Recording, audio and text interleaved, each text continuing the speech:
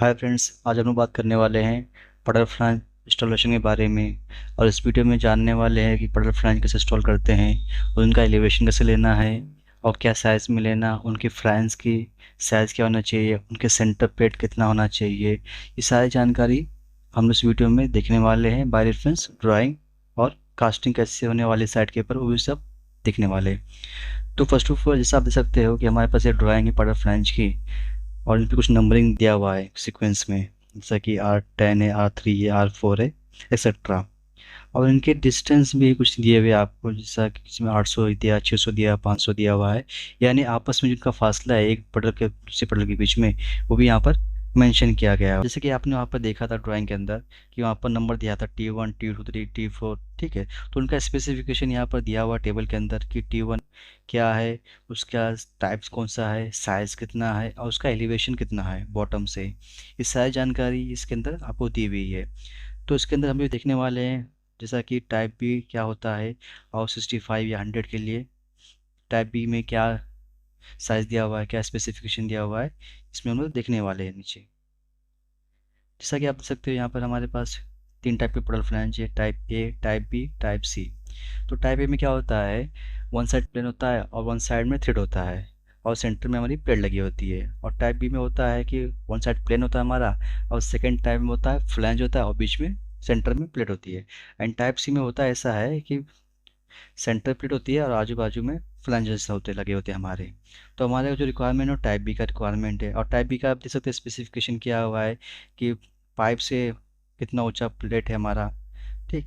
तो उसका प्लेट का डिस्टेंस आपको मिल जाएगा इसके अंदर और कितना लंबा है ये। तो अप्रोक्स कम से कम 600 एम लंबा पाइप होता है और 250 से 300 के बीच में आरसीसी कॉलम होते हैं। तो उसके अकॉर्डिंग हम लोग प्लस रखते हैं ताकि उस फिटिंग करने में आसानी हो और फिटिंग करने के बाद उसको नट बोल्टिंग करने में भी ईजी गिरे, ठीक है। अब इसके बारे में देखते हैं कि फ्लैंज का स्पेसिफिकेशन क्या है। फ्लैंज तो लगा हुआ है लेकिन फ्लैंज कौन सा स्पेसिफिकेशन का है ये भी इसको हम लोग देखने वाले हैं इसके अंदर। तो जैसा आप देख सकते हो यहाँ पर ये फ्लैंज का स्पेसिफिकेशन दिया हुआ है कि फ्लैंज का ओडी क्या है, आईडी क्या है, पीसीडी क्या है, थिकनेस क्या है, होल क्या हुआ है, ठीक है। तो जैसा आप पहले देख सकते हो यहाँ पर टेबल भी नीचे लगा हुआ है, नीचे ड्राइंग बना हुआ है यहाँ पर। D4 डायमीटर हो गया, ठीक। और A4 इनर डायमीटर हो गया, C4 ऑटो डायमीटर हो गया, MB4 PCD हो गया। ये डिटेल आप यहाँ देख सकते हो ड्राइंग के अंदर यहाँ पर बना हुआ है फॉर एग्जांपल के तौर पे। और जो फ्लैंज हमारा है वो एज पर IS 1538 के अकॉर्डिंग है हमारा ये है।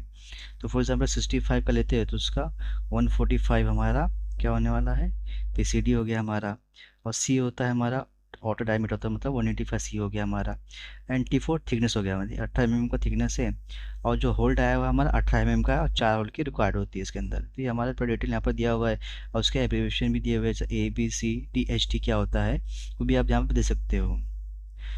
और उसके बाद देखते हैं सेंटर प्लेट की साइज़ क्या लेना है हमको। तो यहाँ पे कंडीशन दी हुई है अप टू 50 हमको 150 प्लस D प्लस 150 और 6 एम का प्लेट लेना है हमको। और फिर 200 और 300 के लिए हमको 200 plus D plus 200 mm 6 mm thickness का हमको प्लेट लेना है।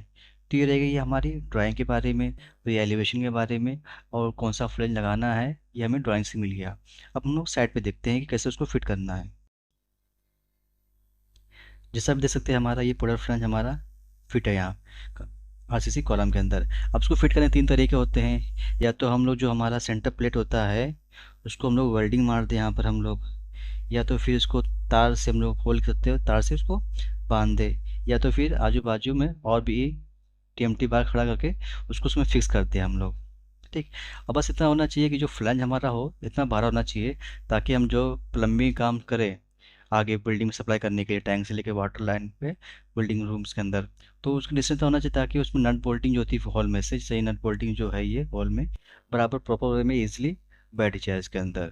और अगर कास्टिंग में से कास्टिंग करना है ताकि वो प्रॉपर डायरेक्शन में वाटर लेवल बराबर होना चाहिए, वाटर लेवल यानी कि टेढ़ा मेढ़ा होना चाहिए। अगर ये कास्टिंग टेढ़ा मेढ़ा होती है, थोड़ा झुकाव नीचे होता है उसका एलिवेशन पोर्टल का, तो जो आगे की लाइन रहेगी वो भी लाइन ख़राब हो जाएगी हमारी। तो मेक श्योर कीजिए कि उसका वाटर लेवल बराबर होना चाहिए, तब जाके हमारी आगे की फिटिंग परफेक्ट होने वाली है हमारी।